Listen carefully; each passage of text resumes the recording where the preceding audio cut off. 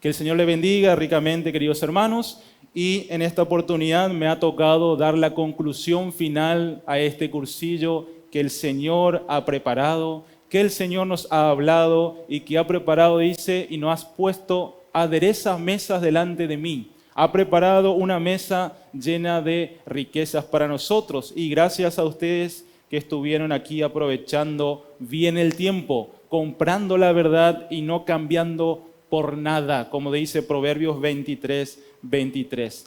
Voy a hacer 2 aclaraciones y luego comenzamos. La primera aclaración, y está más que clara, y le invito a todos mis hermanos que me están viendo por las redes sociales, por la televisión y me están escuchando en la radio, que por favor vayan a la anterior predicación de mi hermano Darío Torres, que dio las bodas del Cordero.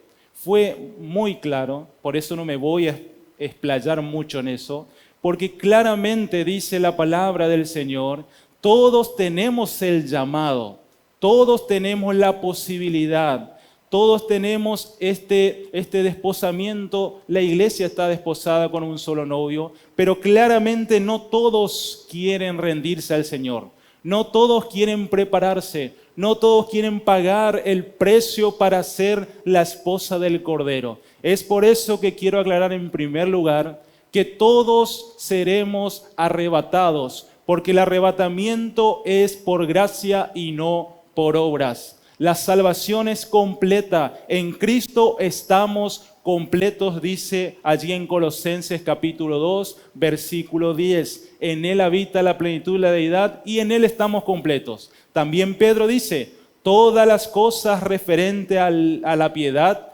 nos fueron dadas. No dice nos van a dar. Así que usted está completo en Cristo. Usted tiene Espíritu Santo, usted tiene los dones, usted tiene los frutos, usted tiene ese poder para santificarse, usted tiene la palabra. Estamos completos, no nos falta nada. En el Antiguo Testamento dispensionaba el Señor. ¿Qué quiere decir eso? Que si tú cumplías esto, te voy a dar esto. Si tú cumplías aquello, te voy a dar aquello. Y en Cristo estamos completos. Él nos dio gozo, nos dio paz, nos dio benignidad, nos dio mansedumbre, nos dio el Espíritu Santo, nos dio todo. No necesitamos más nada. Qué privilegio tan grande la dispensación de la gracia. Y como dije recién, la gracia verdadera, no la gracia legal.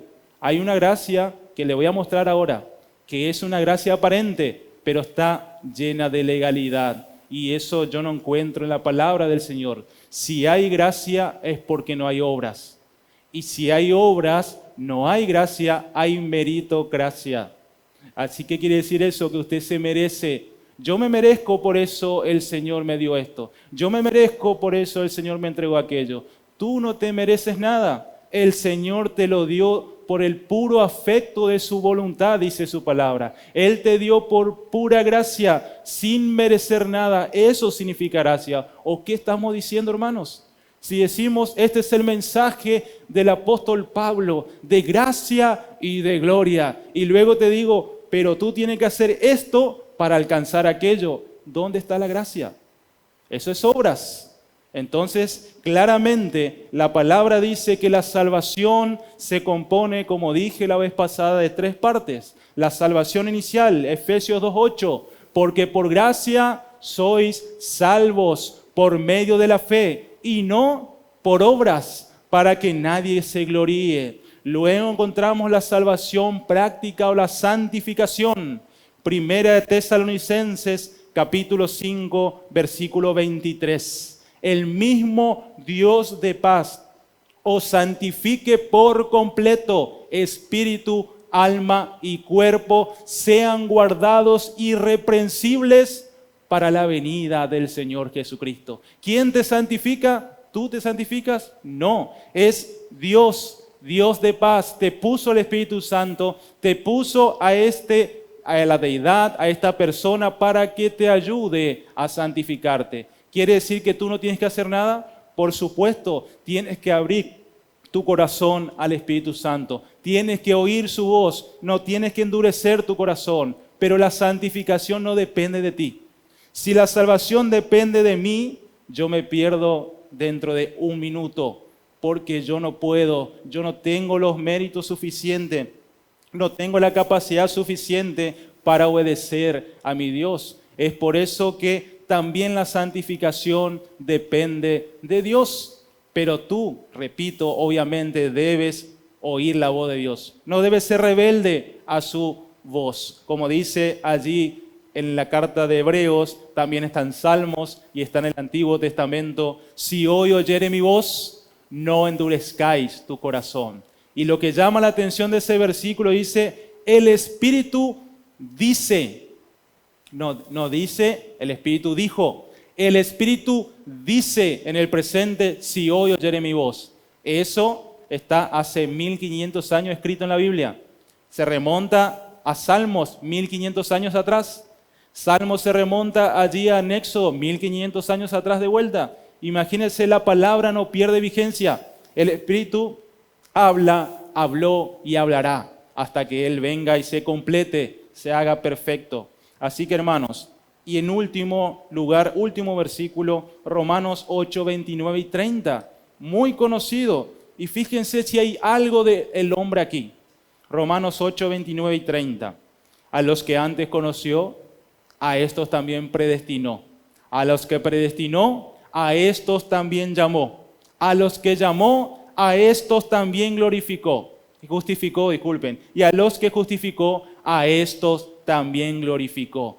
¿Qué depende del hombre? Nada. Él te predestina, Él te llama, Él te justifica y Él te glorifica. La salvación inicial, la práctica y la final depende de Dios. Así de sencillo es la palabra de Dios. Y aquí viene la primera pregunta.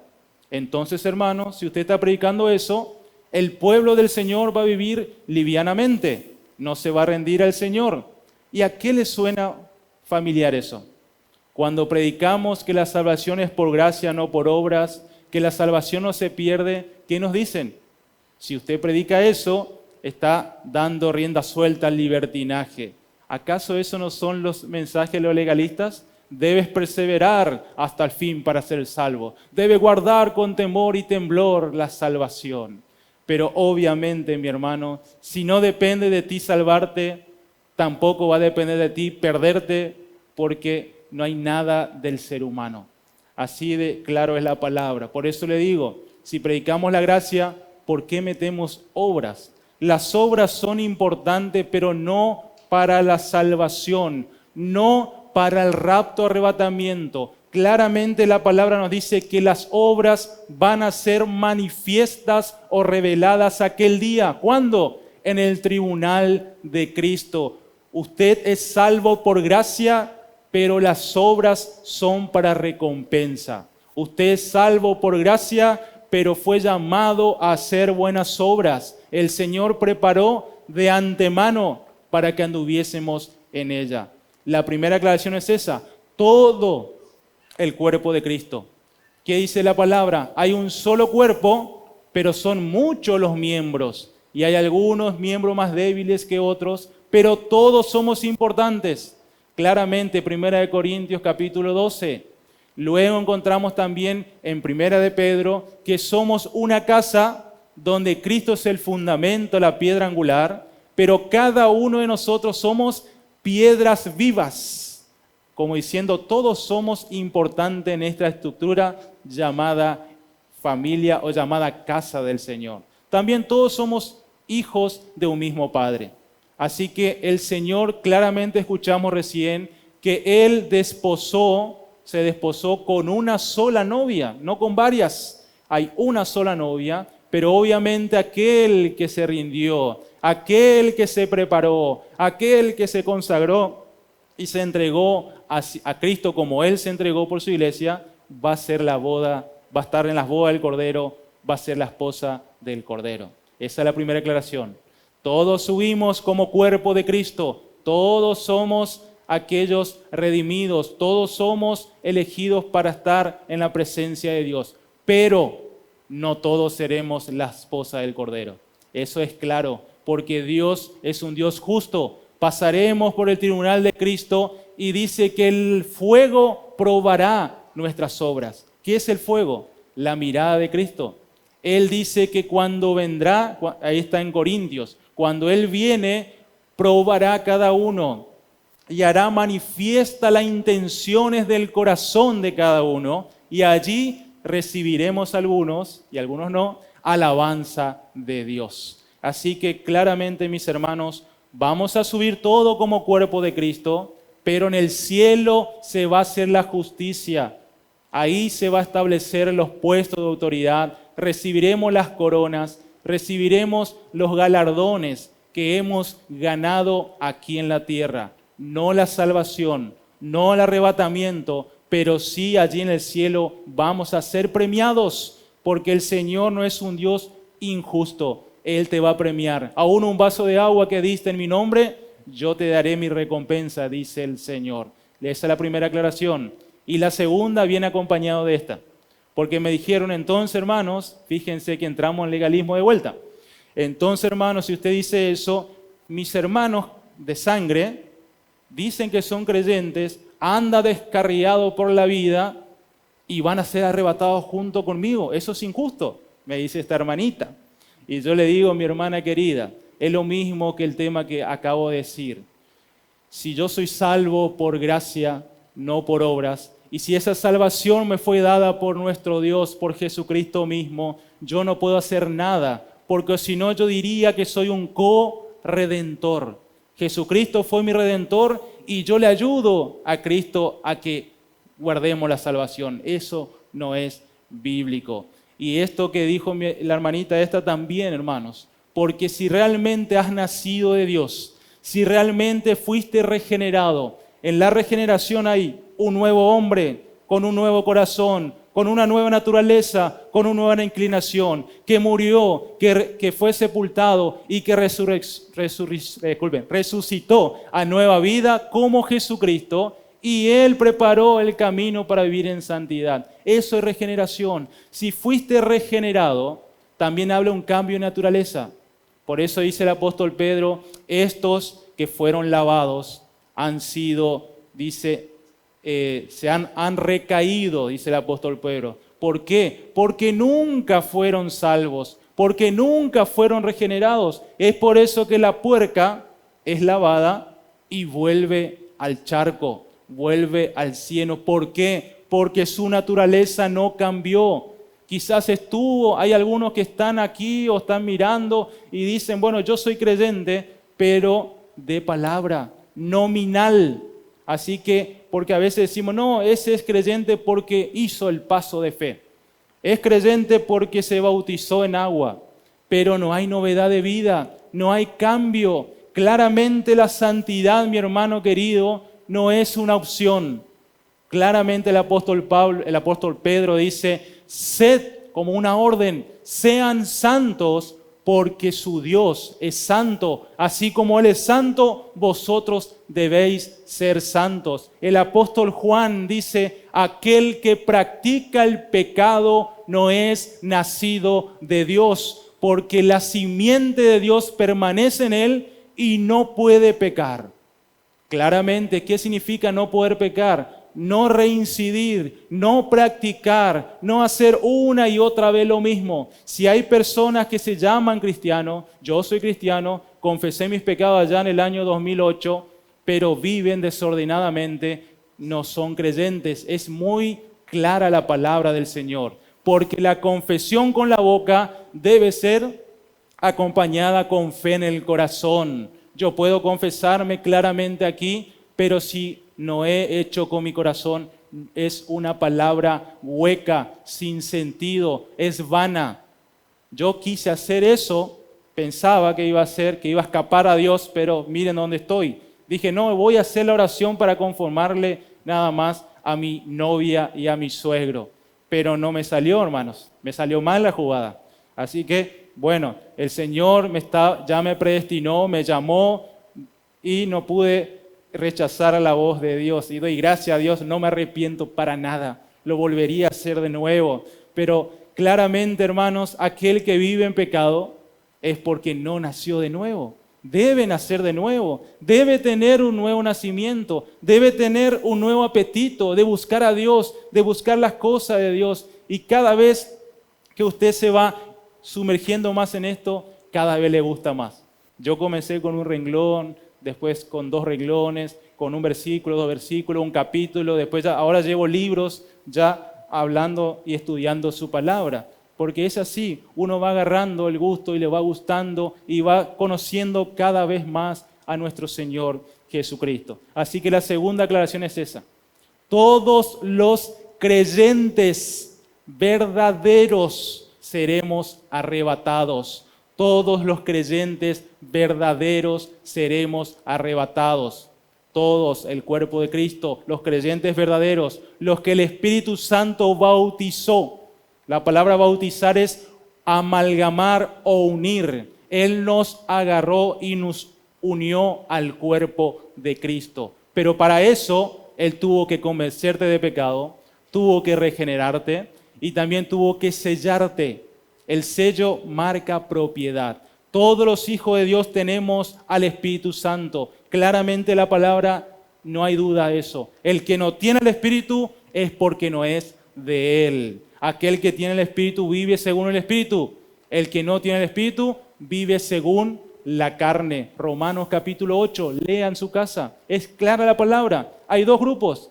El que tiene el Espíritu vive según el Espíritu. El que no tiene vive según la carne. Judas dice, hay sensuales que no tienen el Espíritu y viven de una manera desordenada. Lea Judas, lea también lo que dice Corintios. Hay hombres naturales que no perciben las cosas espirituales. ¿Por qué? Justamente porque no han nacido de nuevo y no tienen al Espíritu Santo. Así que todos los creyentes verdaderos seremos arrebatados en el cielo y allí pasaremos por el tribunal de Cristo y allí veremos dónde vamos a estar. Si allí reinando con Cristo o en otro lugar. Y hay un ejemplo claro que si me da el tiempo voy a explicar. Se encuentra una parábola muy conocida, muy usada también por algunos de nuestro mensaje. La parábola de las 10 vírgenes. Claramente, esto no es para la iglesia, querido hermano y hermana. La parábola de 10 vírgenes es para Israel. Nosotros somos la esposa, la novia del Cordero. Las 10 vírgenes eran la compañía, eran las que hacían el cortejo. No somos nosotros las 10 vírgenes, para empezar, mi hermano querido. Segundo, las 10 vírgenes estaban todos juntos en el mismo lugar. Pero cuando vino el Señor, 5 se fueron con Él. Y a 5, ¿qué le dijo? Apartados de mí, no los conozco. ¿Cómo el Señor va a negar su cuerpo? ¿Cómo el Señor va a negar a sus escogidos? Lo que el Padre me dio, ninguno se perdió. Yo conozco a mis ovejas. También dice que el Señor, cuando nosotros le pedimos algo y nos vamos a Él, Él no nos echa fuera. Así que claramente este segundo grupo no tenía lo suficiente, el aceite, muchos dicen Espíritu Santo, con más razón. Al no tener Espíritu Santo, no son creyentes. Así que en la iglesia va a haber 500, 2.000, 5.000, lo que usted quiera poner, pero no todos van a ser creyentes, mis hermanos, porque es clara la palabra. Y también Juan dice en 1 de Juan, capítulo 2, versículo 18, dice, estuvieron con nosotros, salieron de nosotros para que se conociera que aunque estaban con nosotros, salieron de nosotros porque no eran de nosotros.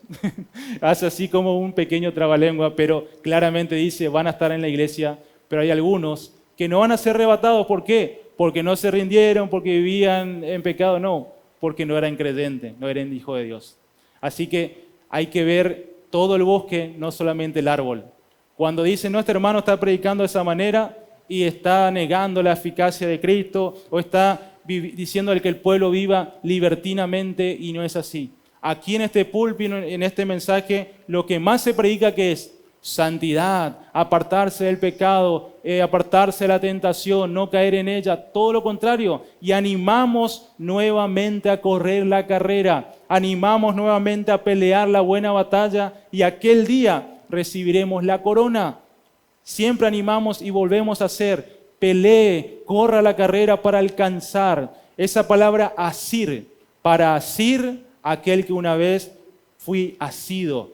¿Qué es eso? Asir significa tener a alguien como suyo, hacerse alguien como suyo. Eso queremos, que Jesús sea nuestro, así como nosotros somos de Él. Mi amado es mío y yo soy de Él. Ese debe ser el cántico de la iglesia, de la esposa del Cordero. Bueno, es un poquito largo la introducción o la aclaración, pero era importante porque me habían preguntado.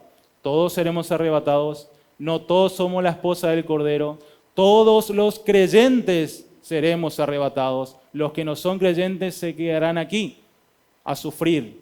Así que bueno, claramente la palabra dice esto. Ahora les traje aquí las razones por qué la iglesia no pasará la tribulación. Porque hay un mensaje que justamente dice que pasaremos por la tribulación. Esa es la mesotribulacionista, que significa que pasaremos la mitad de la tribulación y luego seremos arrebatados. Luego está la post-tribulacionista, que pasaremos por toda la tribulación para luego ser arrebatados, pero no en el cielo, sino en el aire, y volver aquí a la tierra. Y está la pretribulacionista que estamos predicando nosotros, que seremos arrebatados antes de la tribulación. Se encuentra también otra llamada el rapto parcial, que dice que el Señor viene a buscar por partes a su iglesia. Y yo voy a mostrar el versículo que utilizan y no es así. Porque la Biblia dice, no porque yo digo, ya le voy a mostrar el versículo. Esas son más o menos las doctrinas que están predicando los hermanos. Vamos en primer lugar a confirmar y afirmar que ni el Antiguo Testamento ni en el Nuevo Testamento afirma o confirma o da a entender que la iglesia o el justo pasará por la tribulación. Ninguna parte de la Biblia encontramos, ni en el Antiguo ni en el Nuevo Testamento, que los justos o la iglesia o los regenerados, los cristianos verdaderos, pasarán por la tribulación. Vemos 3 ejemplos, tienen ahí la referencia bíblica, 3 ejemplos en cuanto a esto. Usted verá que Noé, por ejemplo, dice que él fue hallado gracia y él dice que era justo. Él fue hallado justo ante los ojos de Jehová y es por eso que fue guardado él y su familia. También encontramos en Génesis a Lot. Lot que le dijo, tengo que escaparme rápido a aquella colina que está allí porque si no voy a morir. ¿Y qué le dijeron los ángeles? No va a caer ningún juicio hasta que tú y tu familia sean sacadas de ese lugar. También encontramos a Abraham pidiendo por Sodoma y Gomorra.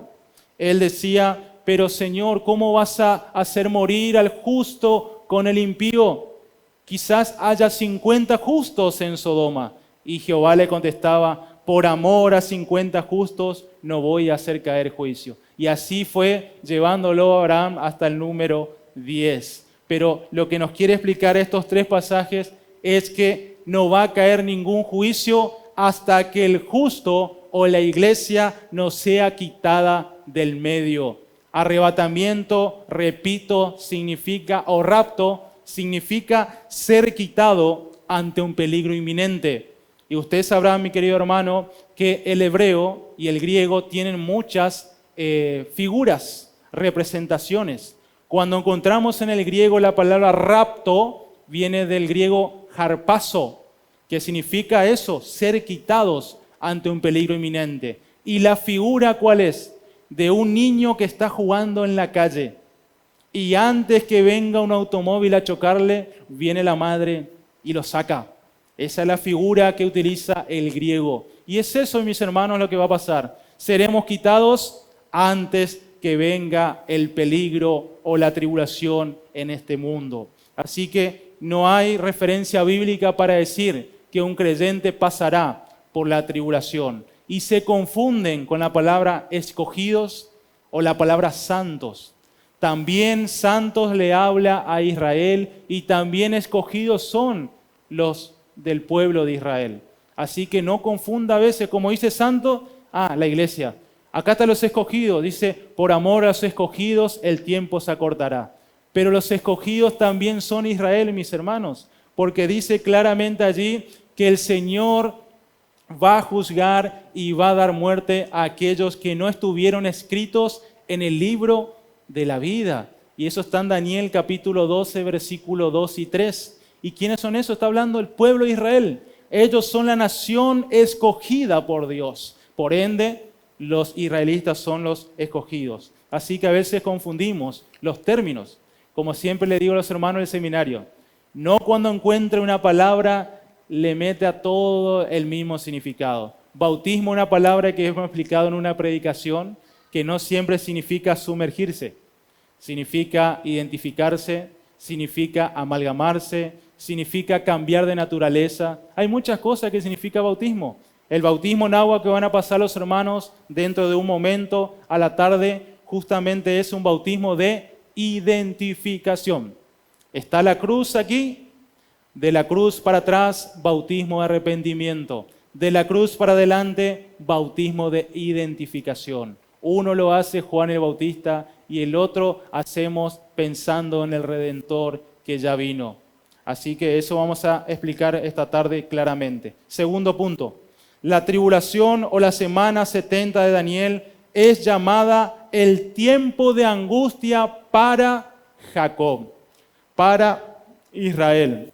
Jeremías 37 claramente describe que ay de aquel día, cual nunca hubo ni habrá. Será tiempo de angustia para Jacob, pero mi pueblo será libertado. Así que claramente es un tiempo de angustia para Jacob, para Israel. Tercer punto. Si voy muy rápido, como le dije, tiene la referencia bíblica para que ustedes vayan leyendo y vayan meditando en sus hogares. Tercer punto, el mensaje del libro de Apocalipsis. Esto es un libro cronológico, mis hermanos. Está escrito cronológicamente, pero vamos a ir a considerar Apocalipsis 1:19 para entender. Apocalipsis 1:19. Este es el bosquejo de todo el libro. Escribe las cosas que has visto y las que son y las que han de ser después de estas. Apocalipsis 1:19. ¿Qué le dice el ángel a Juan? Tienes que escribir en primer lugar los que has visto. Esto se encuentra en el capítulo 1. Segunda cosa que debería ser, y las que son. Eso se refiere a las iglesias que se encuentran allí geográficamente en ese lugar. Existieron, mis hermanos, era una iglesia que existió, pero también representa la iglesia de todos los tiempos. Las que son, lo encontramos en el capítulo 2 al capítulo 4, las 7 iglesias. Y del capítulo 4 al 19 encontramos las que han de ser después de estas. En otras palabras, capítulo 1, la visión de Juan. Capítulo 2 al 4, el mensaje a las 7 iglesias. Del capítulo 4 al 19, lo que va a suceder después del tiempo de la iglesia. Claramente lo dice la palabra. Aparece más de 7 veces la palabra iglesia desde el capítulo 1 al capítulo 4. Pero luego no hay referencia bíblica, no hay ninguna palabra iglesia o que se refiera a ella del capítulo 4 al 19. ¿Por qué motivo? Desde el 5 dice que hay un rollo en la mano del Cordero. En el capítulo 6 comienza a abrirse los sellos, comienza a desatarse los juicios en la tierra. Para cuando eso, estamos ya en el cielo. Y ya le voy a dar la referencia, no se preocupen, está en la Biblia. La iglesia está en el cielo, mientras aquí en la tierra se abren los sellos y comienzan los juicios de Dios sobre este mundo. Punto número 4. La tribulación es conocida o conocido como el día de la ira de Jehová. Claramente el hermano Jorge nos estuvo hablando de esto. El día de la ira de Jehová, el día grande y temible, el día del Dios Todopoderoso. Y también Joel dice, no hay de aquellos que estén aquel día. Imagínense, Así que encontramos que es un día de ira de Jehová. ¿Y qué dice la Biblia respecto a la ira hacia nosotros? Claramente dice, por ejemplo, Romanos capítulo 5, versículo 9, nos dice lo siguiente, Romanos 5, 9. Pues mucho más estando ya justificados, estando ya perdonados, declarados inocentes, declarados sin mancha ni culpa en su sangre, por Él seremos salvos de la ira. Si estás en Cristo, no vas a pasar por la ira. ¿Por qué? Porque Él te justificó con su sangre. Así que no hay ira que pueda pasar sobre tu vida. Primera de Tesalonicenses, capítulo 5, versículo 9. Primera de Tesalonicenses, capítulo 5, versículo 9. Porque Dios, o porque no nos ha puesto Dios para ira, sino para alcanzar salvación por medio de nuestro Señor Jesucristo. Así que Dios no nos ha puesto para ira, sino para alcanzar salvación por medio de nuestro Señor Jesucristo. Somos salvos, pero por medio de Jesucristo, y es por medio de Él que Dios no nos va a derramar su ira, porque toda la ira del Padre fue derramada sobre el Hijo. Muchos dicen, ¿por qué Jesús no quería ir a la cruz? Si fuese por mí, Padre, quita de mí esta copa, pero no se haga mi voluntad, sino la tuya. Y muchos dicen, no, Jesús tenía miedo de ir a la cruz.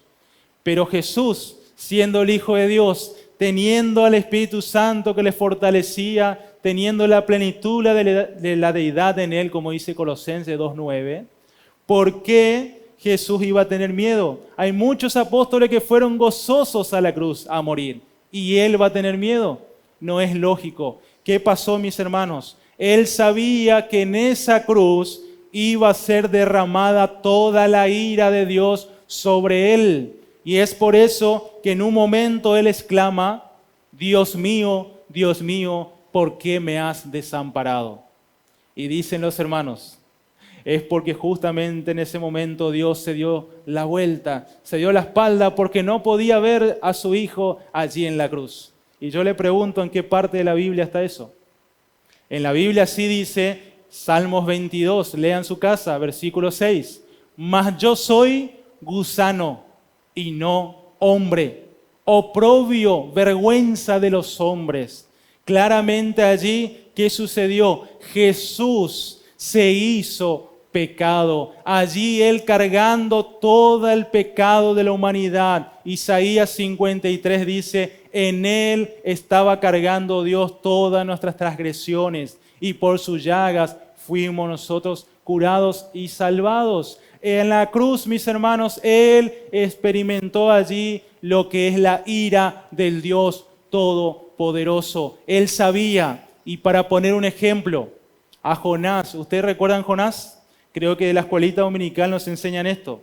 En Jonás, ¿qué sucedió? Él estaba en una barca, se levantó grande tempestad. ¿Por qué? Porque él estaba desobedeciendo a Dios. Él no estaba cumpliendo la voluntad de Dios. ¿Y qué sucedió? Dice que se levantó gran tormenta. Y ellos decían, ¿qué sucede? ¿Por qué se levantó esto? Estaba calmo el tiempo y se levantó esto. Y Jonás dice, es por causa mía. Arrójenme en el mar y ustedes serán salvos. ¿Qué sucedió? Haciendo la misma analogía. Jesucristo dice, arrójame al mar de la ira de mi Padre y ustedes serán salvos. Él pagó el precio de la condenación. El que está en Cristo no es más condenado. Puede leer en su casa Tesalonicenses, 1 Tesalonicenses 1:10 y dice lo mismo, que Él nos va a salvar de la ira venidera. Estamos esperando a Jesucristo, quien nos libra de la ira venidera. Juan 3:36, uno de los mensajes más claros en cuanto a esto. Recuerden que el capítulo 3 habla justamente del nacer de nuevo. Pero fíjense lo que dice el versículo 36, Juan 3:36. El que cree en el Hijo tiene vida eterna, pero el que rehúsa, el que rechaza creer en el Hijo, no verá la vida, sino que la ira de Dios está sobre él. Más claro, como dicen los hermanos, échenle agua. Imposible. El que está en el Hijo es porque tiene la vida. El que rehúsa creer en el Hijo no tiene la vida. Y la ira de Dios está sobre él. Dios ama al pecador, pero aborrece el pecado. Tampoco es bíblico. Claramente la Biblia dice que Él está airado día a día con el pecador. Él no te quiere ni te ama como eres. Él te ama a pesar de lo que eres. Si Él te amara como eres, ¿para qué te pide que cambies? ¿Para qué te pide que te santifiques? ¿Para qué te dice te voy a cambiar de gloria en gloria a mi imagen perfecta? Así que mis amigos, la única forma de estar en el Hijo es creyendo en su obra redentora. Y es la única manera que escapes de la ira de Dios. Pero este mensaje de salvación no es solamente decir esto, porque si no, usted va a decir, no, yo quiero escapar de la ira de Dios, por eso voy a aceptar a Cristo. No, usted debe aceptar a Cristo porque Él te amó tanto que dio su vida y su vida por ti. Es por eso, por amor debe aceptar, no por obligación ni por temor. Pero claramente la Biblia dice que si no acepta este regalo, la ira de Dios está sobre ti. Romanos 5, lean su casa también, mucha tarea tiene. Lean su casa, mis hermanos. Romanos 5 habla que hay dos representantes, Adán y Cristo. Estás en Adán, muerto en delito y pecado. Estás en Cristo, vivo para Dios. Hay dos representantes, no uno, en el cielo o en el infierno. Así que claramente, ¿quién te representa? ¿Adán o Cristo? Te dejo que tú medites en esto. Punto número 5.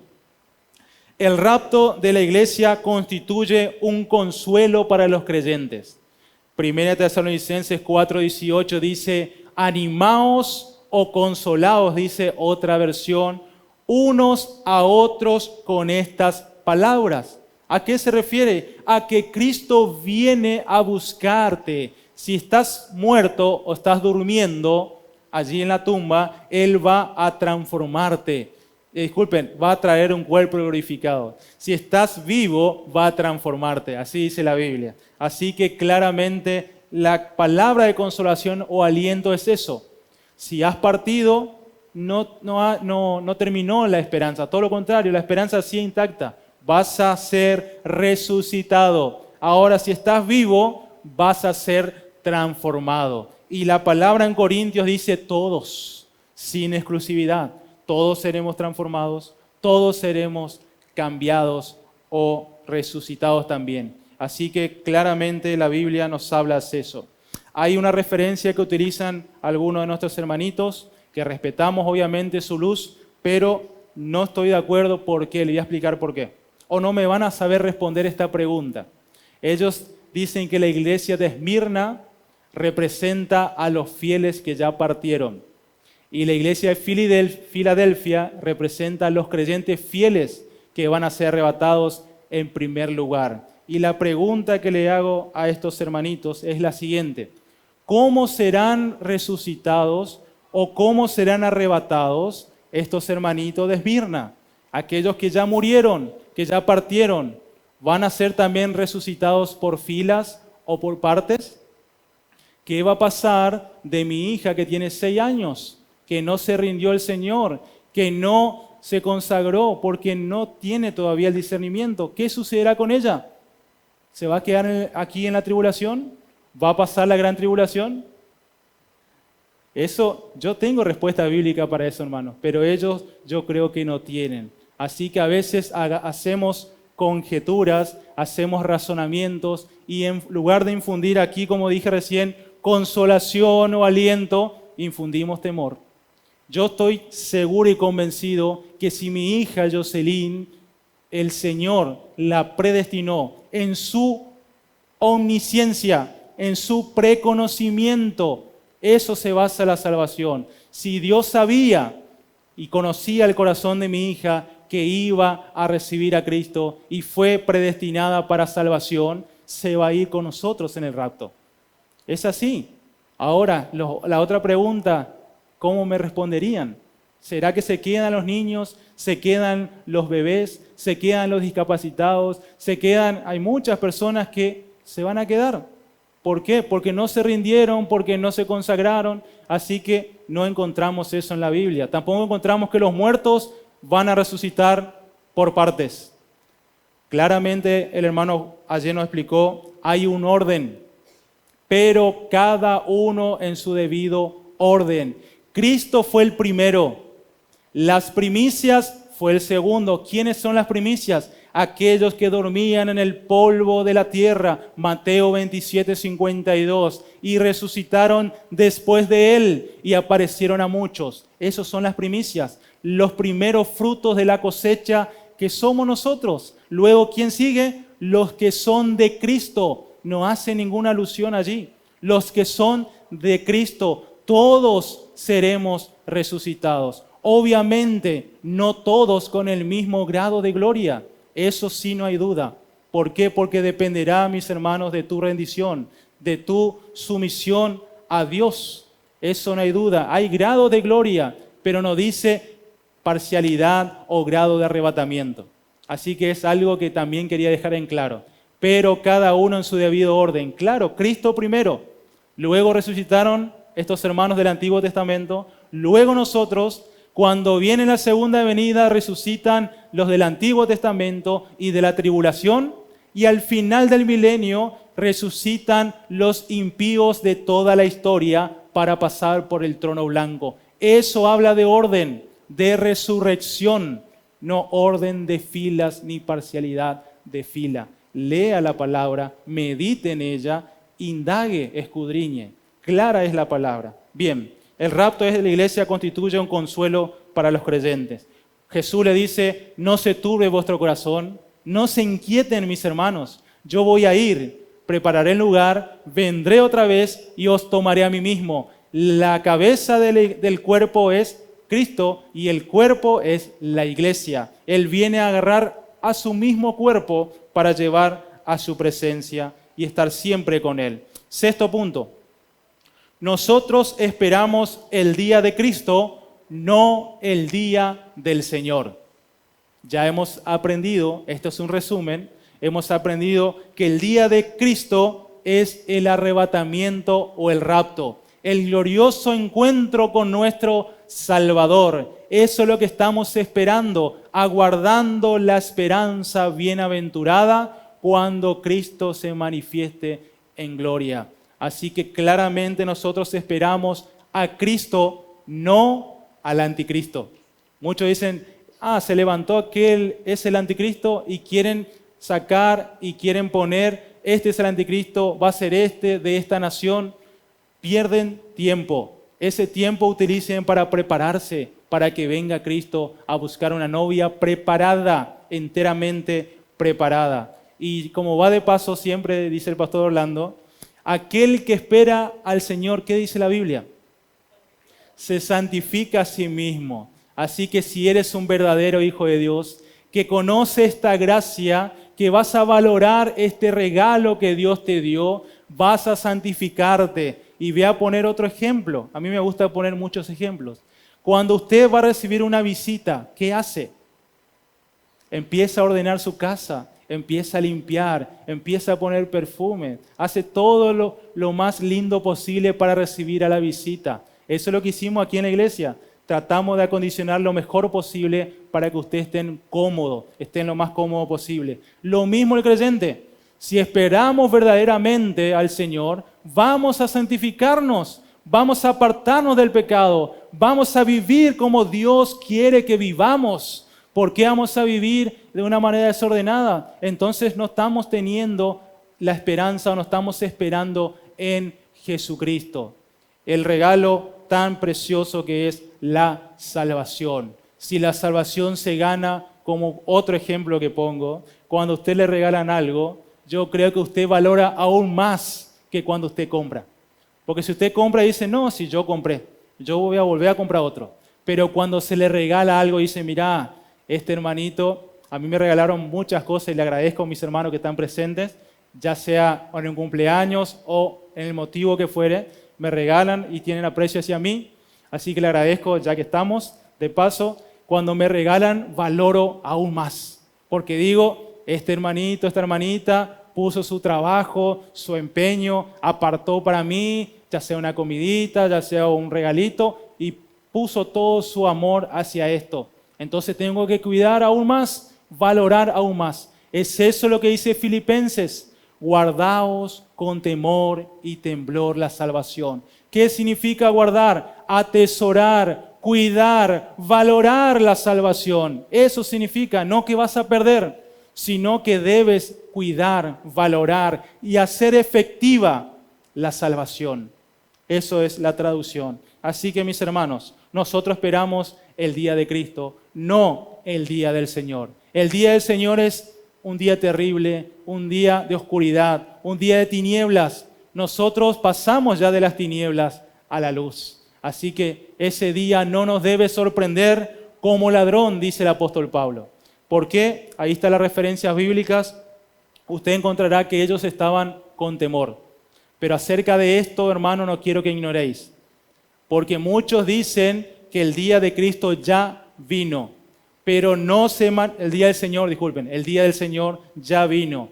Pero no será hasta que se manifieste y comienza a dar los requisitos. Como diciendo, ustedes no es que se quedaron, fueron raptados algunos y ustedes se quedaron. Todavía no vino el rapto. Así que quédense tranquilos, el día del Señor todavía no es. Así que los creyentes esperamos el día de Cristo, no el día del Señor. Séptimo punto. No existe ninguna advertencia a la iglesia sobre este periodo de tribulación. El apóstol Pablo, el apóstol Juan, Santiago, Judas, Pedro, Lucas, el que usted quiera poner, no advierte a la congregación, ni al pueblo, ni a la iglesia que van a pasar por la tribulación. En ninguna parte le advierte. Lo que sí le advierte es que va a haber falsa doctrina, apostasía o deslizarse la verdad. El carácter de los hombres que dice allí es hombres impetuosos, hombres ávaros, hombres amadores de sí mismos, que solamente predican, pero tienen a Dios su vientre para ellos mismos. Falsos maestros, lobos rapaces que entrarán encubiertamente en la congregación. Todo eso así son advertencias, pero en ningún momento le dice Pablo, tienen que cuidarse, tienen que, cuando pasen la tribulación va a pasar esto, va a pasar aquello.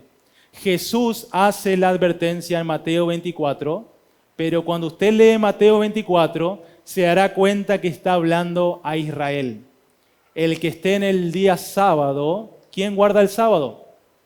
Israel. Cuando estén en Judea, ¿dónde queda Judea? En Israel. Así que usted lee todo el contexto y está hablando a los israelitas. También habla de la abominación desoladora. Mateo 24, 15. Y eso habla el profeta Daniel. Daniel 9, 27 en adelante. Daniel 12 y 11. También habla de esta abominación. ¿Qué es?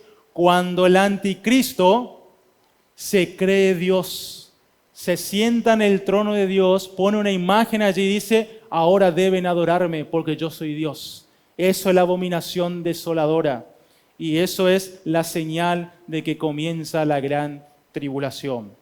Así que claramente la Biblia no nos advierte a nosotros que vamos a pasar por la tribulación. Punto número 8, nos falta solamente 2 y terminamos. Punto número 8, no encontramos en la palabra de Dios que el rapto o arrebatamiento sea una recompensa o premio. Yo no encuentro, y hemos dado el tribunal de Cristo, y no existe como premio o galardón o recompensa que vamos a ser arrebatados.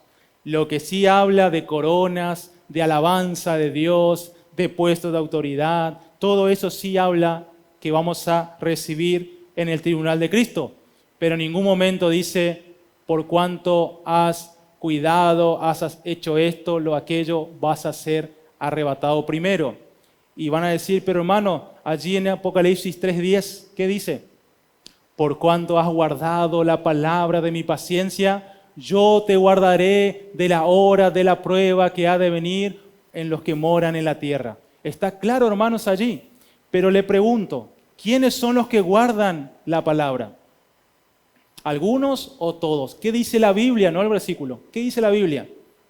Claramente Jesús dice, ustedes conocerán que yo estoy en ustedes y ustedes en mí, porque guardan mis mandamientos. Juan, ¿qué dice? En esto se manifestará que somos hijos de Dios, en que guardamos sus mandamientos y que andamos como Él anduvo. Así que el creyente se manifiesta o se da a conocer, se revela porque guarda los mandamientos. Así que si guarda los mandamientos de Dios, vas a ser guardado de esta hora de la prueba. Número 9. Somos embajadores de Cristo. ¿Qué significa esto?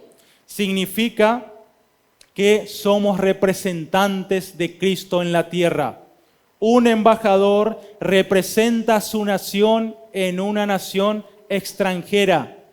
Yo soy argentino y voy aquí al Paraguay a representar a mi nación. Pero ¿qué sucede? Cuando se declara la guerra en la República del Paraguay, aquí nuestro presidente manda a llamar a los embajadores. Es lo mismo, cuando se declare la guerra aquí en el mundo, los embajadores de Cristo vamos a ser trasladados a nuestra ciudadanía. ¿Y cuál es? Los cielos. Nuestra ciudadanía no está en la tierra, está en los cielos. Así que claramente somos embajadores, representantes de Cristo y seremos sacados de este mundo antes que comience esta guerra. Número 10. Hay 144,000 sellados en Apocalipsis capítulo 7. Usted lee Apocalipsis 7 del 1 al 8 y encontrará 144,000 judíos sellados, 12,000 de cada tribu. ¿Cuál es la función que tienen estas personas? Van a ser sellados y van a predicar el evangelio del reino por todo el mundo. Jesús dice, y será predicado el evangelio del reino por todo el mundo y luego el fin. Esto no se cumplió aún hoy, hermanos. Hay lugares que todavía no llega el evangelio, pero aquí estos 144,000 judíos van a predicar el evangelio junto con 2 testigos y los ángeles también que aparecen en Apocalipsis. Será el momento de más avivamiento en esta tierra, donde más se va a predicar el evangelio. ¿Y qué tendrá que ver con nosotros? ¿Cuál es la gran comisión de la iglesia? ¿Qué tenemos que hacer? Predicar el evangelio. En cambio, esto tiene la misma misión. Quiere decir que cuando seamos trasladados a los cielos, termina nuestra gran comisión y comienza la función de estas personas. O si no, teníamos dos predicadores o 2 grupos que están predicando el evangelio. Somos trasladados a los cielos y allí comienza a predicar estas personas el evangelio del reino por todo el mundo. Y algo importante y que me llamó la atención es cómo predican estos 2 testigos. Dice que no van a poder morir hasta que llegue un momento que van a morir, van a ser velados en la plaza pública como si fuera una victoria y en medio van a resucitar. El Señor le va a dar vida nuevamente, impresionante. Así que bueno, encontramos eso. Número 11. Presencia de los testigos para abrir el rollo. ¿Esto qué significa? El rollo era un documento que estaba marcado, sellado por 7 sellos.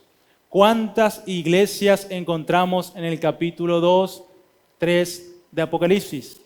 7 iglesias. ¿Cuántos sellos hay aquí? 7 sellos. ¿Para qué se sellaba? Se sellaba para confirmar, para asegurar y para dar testimonio de su contenido. ¿Quiénes son estos que están sellando? Es la iglesia. ¿Por qué? Porque el rollo, el libro, representa al mundo entero. Es el título de propiedad de este mundo. Y la Biblia dice que somos herederos de Dios y coherederos con Cristo. Así que somos los herederos. Y para abrir el rollo tenían que estar presentes todos los testigos. Y hay 7 iglesias, 7 sellos, y dice que Jesús se halló digno de abrir el rollo, y en el capítulo 6 abre el rollo. El sello, disculpen, rompe el primer sello y comienza el anticristo a hacer su obra. Así que claramente toda la iglesia debe estar presente antes que se abra el primer sello que habla del anticristo. Nosotros no vemos al anticristo, vamos a ver a Jesucristo. Y allí en la referencia que usted encuentra allí están los ancianos. Los 24 ancianos en una parte, y luego dice que el número de ellos era millares de millares. Eso es la iglesia de toda tribu, lengua y nación. Lee allí en Apocalipsis. La iglesia está allí presente en el momento de abrir el rollo. Y por último, con esto sí concluyo, mis hermanos, es que no existe evidencia bíblica para decir que hay varios raptos o arrebatamientos. No hay evidencia bíblica para decir que hay un arrebatamiento antes de la tribulación, luego uno en el medio, luego uno antes de la gran tribulación. Hay un solo rapto, un solo evento, no hay varios eventos. Y voy a mostrar solamente 2 versículos para concluir, porque es necesario que explique esto. Vamos a Marcos 13, 34, 36. Y quédense tranquilos que voy a cumplir con mi promesa. Solamente 2 versículos. Marcos 13, 34 y 36. Marcos 13, 34 y 36. Por supuesto, usted tiene la tarea de leer todo el capítulo para entender el contexto. Pero fíjense lo que dice aquí. Marcos 13, 34. Es como el hombre que yéndose lejos dejó su casa y dio autoridad a sus siervos y cada uno su obra. Y al portero mandó que velase. Velad pues, porque no sabéis cuándo vendrá el Señor de la casa. Vamos a hacer un paréntesis allí.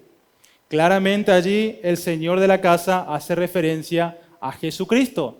Él se fue lejos y le dijo a sus siervos, le dio autoridad y le dijo que hagan esto y que hagan aquello. Y le mandó a que velasen. Es lo mismo que está haciendo con nosotros. Se fue a los cielos y ¿qué nos manda a hacer? Velen y oren para no entrar en tentación. Velen para que ese día no los sorprenda. Así que fíjense, luego, si al anochecer o a la medianoche o al canto del gallo o a la mañana, ¿esto qué son? Las vigilias. Entonces dicen algunos, aquí está hablando que el Señor va a comenzar a venir en las vigilias. Primero va a sacar al anochecer a un grupo, luego va a sacar a la medianoche al otro. Al anochecer a las 9 aproximadamente, 9 de la noche. Luego a la medianoche a las 12, luego al canto del gallo, que es a las 3 de la mañana, y luego a la mañana. Va a comenzar a sacar a un grupo, luego saca otro, luego saca otro y luego saca otro. Hay 4 grupos aquí. Pero yo le pregunto y leamos nuevamente, ¿dónde dice eso? Velad pues porque no sabéis cuándo vendrá el Señor de la casa, si al anochecer o a la medianoche o al canto del gallo o a la mañana. A ver los maestros de la escuela dominical, a ver los maestros literales que está presente. ¿Qué significa la letra O? Habla de opciones. ¿O no? O yo soy esto o lo otro. Voy a venir a esta hora o a la otra hora. Ahora si yo le digo voy a venir a las 5 y voy a venir a las 7. Estoy dando 2 certezas de 2 horarios. ¿Qué dice aquí? Puede venir si al anochecer o a la medianoche o al canto del gallo o a la mañana. En cualquiera de estas horas puede venir el Señor de la casa. ¿Eso dice o no dice eso el versículo, hermanos? No dice que va a venir 4 veces. Puede venir a la noche, puede venir a la medianoche, puede venir a la mañana o al canto del gallo. Velad pues. Eso no dice a nosotros. No sabemos cuándo va a venir el Señor a buscarnos, velen. Ese es el mensaje. Y el último versículo, Apocalipsis 7, 13 y 14. Apocalipsis 7, 13 y 14.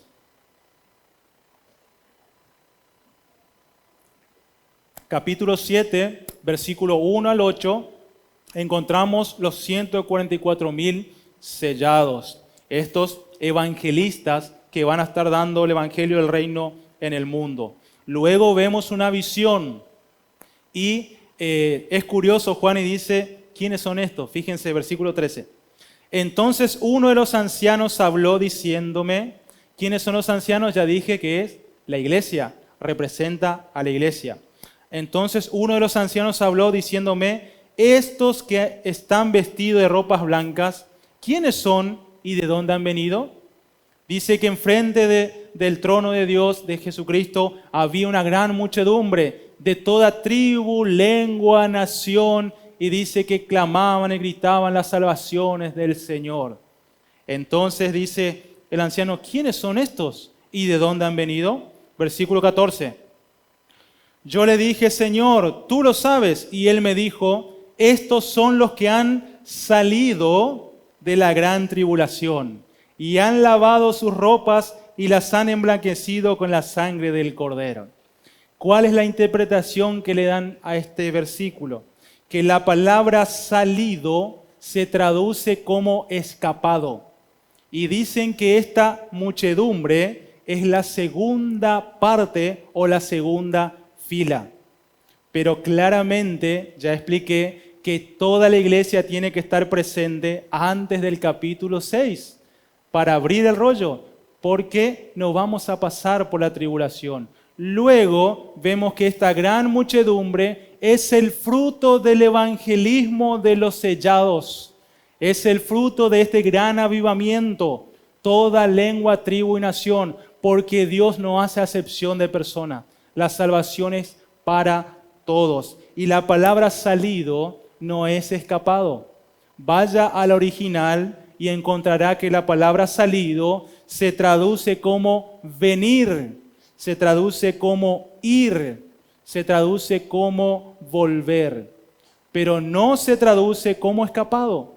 ¿Por qué, mis hermanos, hacemos que la Biblia diga algo que no dice? ¿Cómo se llama eso? Eisegesis. Eisegesis. Cuando digo algo que la Biblia no dice, estoy sacando cosas que no es. Exégesis es sacar lo que está en la palabra y dar así como está. Así que salido no es escapado. Porque si significa escapado, dice no, dice escapado. Entonces es el remanente que quedó que no va a pasar por la gran tribulación. Y escaparon de la gran tribulación. Pero dice salido, no dice escapado. Dice que vinieron, son aquellos también que fueron salvos por creer en Jesús. Así que claramente, mis hermanos, no hay evidencia bíblica para decir que somos o que hay varios arrebatamientos. Hay un solo arrebatamiento y es la iglesia completa. Luego pasamos por el tribunal, recibimos recompensa, recibimos nuestros lugares y compartimos las bodas del Cordero para luego descender aquí para reinar con Cristo 1000 años. Así que creo que fue claro esta parte. No hay duda, no puse nada de mí. Si usted quiere indagar, busque en el original esta palabra salido y no va a encontrar la palabra escapado. Así que claramente hay un solo rapto y es el rapto o arrebatamiento de la iglesia. Luego, obviamente, este grupo van a ser salvos por la fe y las obras manifiestan la fe que tuvieron. Porque muchos dicen, no, aquí termina la gracia y comienza la salvación por obras. Nunca fue por obras y nunca va a ser por obras. Pero en ese momento la obra va a manifestar la fe que tuviste y que tenés en Cristo. Así que no es un complemento, es una evidencia. Hoy es fácil, hoy recibiste, no hay persecución. Ese día va a ser grande y temible. Por eso, si hoy oyere mi voz, no endurezcáis tu corazón. Que el Señor bendiga ricamente su palabra y gracias a Dios por este momento que estuvimos, estos 4 días, meditando, escudriñando Y como ustedes se dieron cuenta, no nos alcanza el tiempo para escudriñar toda la profundidad de la riqueza de Dios. Así que el Señor le bendiga ricamente. Amén.